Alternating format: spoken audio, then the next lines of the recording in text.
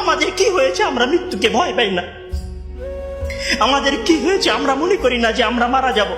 পৃথিবীর সর্বশ্রেষ্ঠ মানুষ, সর্বশ্রেষ্ঠ রাসূল দুনিয়া থেকে বিদায় নিলেন, তার সাহাবীদেরকে ছেড়ে তিনি দুনিয়া থেকে চলে গেলেন, উপারের জগতে পাড়ি জমালেন। আমাদের কি হয়েছে যে আমরা বিশ্বাস করতে চাই না, আমরা প্রস্তুতি গ্রহণ করি না মৃত্যুর জন্য? আমি আপনি কি মনে করি যে আমরা চিরদিন বেঁচে থাকবো? আমি আপনি কি মনে করি যে আমার গ্যারান্টি রয়েছে আমি সালাত আদায় করে আমার রুমে ফিরে যাব? বিশ্বাস করুন হে আমার ছাত্র ভাইয়েরা, অবশ্যই আমাকে আপনাকে একদিন মৃত্যুবরণ করতে হবে, আমাকে আপনাকে একদিন এই দুনিয়া ছেড়ে চলে যেতে হবে।